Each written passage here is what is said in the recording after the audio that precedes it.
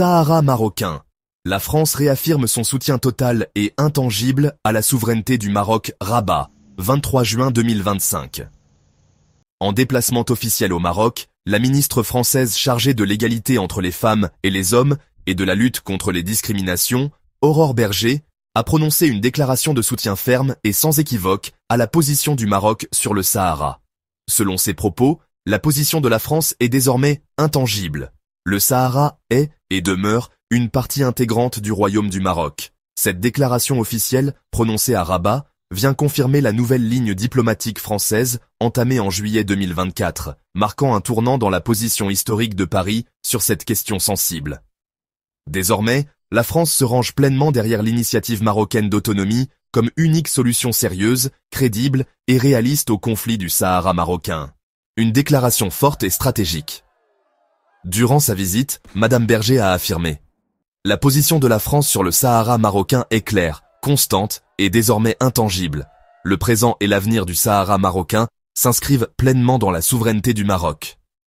Elle a précisé que cette position repose sur la reconnaissance du plan marocain d'autonomie présenté en 2007, considéré par Paris comme la base exclusive d'une solution politique juste, durable et mutuellement acceptable, conformément aux résolutions pertinentes du Conseil de sécurité de l'ONU. La visite de la ministre française ne s'est pas limitée à la question du Sahara marocain.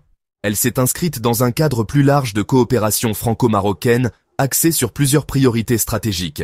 La promotion de l'égalité des genres et des droits des femmes, le renforcement des politiques sociales inclusives, la transition écologique et énergétique, domaine dans lequel les deux pays collaborent de manière active, notamment dans le contexte de la lutte contre le changement climatique en Afrique du Nord.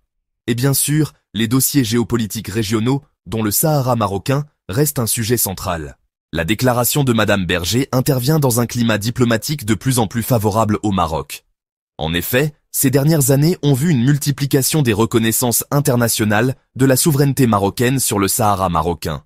Des États-Unis, sous les administrations Trump puis Biden, du Royaume-Uni, qui a récemment officialisé sa reconnaissance du plan marocain d'autonomie, de plusieurs pays africains et européens, comme l'Espagne, les Pays-Bas, l'Estonie ou encore la Hongrie. La France rejoint donc un cercle de puissance stratégique qui affirme désormais clairement que la solution aux différends sahariens passe par le respect de l'intégrité territoriale du Maroc. Il convient toutefois de noter que cette position diplomatique, bien que forte, se heurte encore à des obstacles juridiques. L'ONU continue de considérer le Sahara marocain comme un territoire non autonome en attente d'un processus de décolonisation.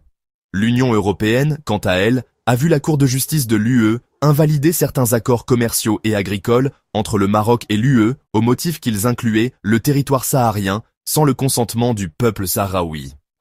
Ces décisions, souvent interprétées comme des victoires juridiques par le Polisario et l'Algérie, compliquent la mise en œuvre pleine et entière des accords internationaux intégrant le Sahara marocain. Malgré cela, la dynamique diplomatique penche clairement en faveur du Maroc, qui a su, grâce à une stratégie proactive, construire un large réseau d'alliés autour de sa vision de résolution du conflit. En résumé, déclaration. Aurore Bergé affirme que la position de la France sur la souveraineté marocaine au Sahara marocain est intangible. Base politique. Soutien exclusif au plan marocain d'autonomie présenté en 2007. Contexte. Continuation du virage stratégique entamé par Emmanuel Macron en 2024. Diplomatie régionale. Renforcement des liens bilatéraux, Maroc-France dans plusieurs domaines stratégiques, cadre juridique, complexité persistante au niveau de l'ONU et de l'Union européenne. La visite d'Aurore Bergé à Rabat s'inscrit dans un moment charnière pour la diplomatie marocaine. Alors que le Maroc continue de marquer des points sur le plan international, cette déclaration française constitue une nouvelle étape majeure dans la reconnaissance internationale de la souveraineté du Royaume sur son Sahara. Elle confirme également que la France, longtemps prudente, franchit un cap, consolidant une alliance stratégique avec le Maroc tout en se positionnant comme un acteur clé dans la stabilisation régionale au Maghreb.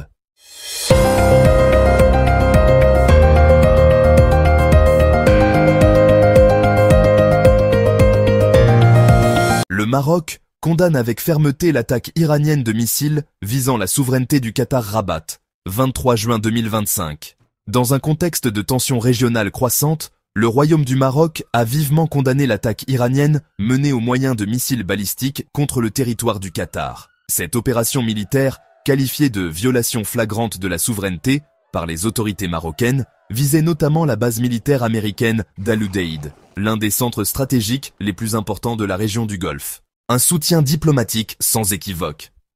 Dans un communiqué officiel publié ce lundi, le ministère marocain des Affaires étrangères a exprimé la solidarité pleine et entière du Royaume à l'égard du Qatar, qualifié de pays frère, et a réaffirmé son attachement à la stabilité et à la sécurité de cette monarchie du Golfe. Le Maroc condamne avec la plus grande fermeté toute attaque menaçant la souveraineté des États et la sécurité de leurs citoyens, peut-on lire dans le communiqué. Ce message de soutien témoigne des relations historiques et stratégiques qui lient le Maroc aux pays du Conseil de coopération du Golfe, CCG, et en particulier au Qatar, avec lequel Rabat entretient des liens politiques, économiques et militaires étroits. Une attaque à portée géopolitique. Selon les autorités qataries, l'attaque n'a causé ni victimes ni dégâts, tous les missiles ayant été interceptés avec succès par les défenses anti-aériennes. Mais cet acte militaire constitue une escalade majeure dans la crise régionale opposant l'Iran à plusieurs pays arabes et occidentaux, notamment les États-Unis. La cible principale était la base américaine d'Al Udeid, située à une trentaine de kilomètres de Doha. Ce site stratégique abrite des milliers de militaires américains et sert de centre de commandement pour les opérations au Moyen-Orient. L'attaque iranienne s'inscrit dans une dynamique de représailles croissante, notamment après l'opération Marteau de minuit, une offensive coordonnée par les États-Unis au début de juin 2025 contre plusieurs infrastructures nucléaires iraniennes. Une réponse régionale, enchaîne le Maroc, n'est pas le seul pays à avoir réagi. Des voix s'élèvent à travers le monde arabe pour dénoncer l'agression iranienne. Les Émirats arabes unis, l'Arabie saoudite, le Koweït et Bahreïn ont eux aussi exprimé leur soutien au Qatar et condamné l'attaque, appelant à une désescalade immédiate pour préserver la stabilité régionale. En réaction, plusieurs États du Golfe ont temporairement fermé leur espace aérien par mesure de sécurité, paralysant brièvement le trafic aérien commercial et militaire. Le Maroc, acteur de modération et de paix. Cette prise de position s'inscrit dans la tradition diplomatique du Maroc, qui se veut un acteur modéré et stabilisateur dans la région MENA. Rabat, en condamnant cette attaque, envoie un message clair à la communauté internationale. Toute atteinte à la souveraineté d'un État est inacceptable, quel que soit le contexte géopolitique. Depuis plusieurs années, le Maroc plaide en faveur du dialogue entre les puissances régionales, tout en consolidant ses alliances stratégiques avec les pays du Golfe, les États-Unis, l'Union européenne et récemment le Royaume-Uni. En résumé, événement, attaque iranienne de missiles contre le Qatar. Réaction du Maroc, condamnation ferme et soutien à la souveraineté qatarie. Cible de l'attaque, base américaine d'Al Udeid. Résultat, missiles interceptés, aucun dégât rapporté. Contexte, riposte iranienne à une opération américaine antérieure. Position du Maroc, défense du droit international et de la stabilité régionale. La prise de position du Maroc dans cette crise marque à la fois sa fidélité à ses alliés du Golfe et son engagement en faveur d'un ordre régional fondé sur le respect de la souveraineté des États.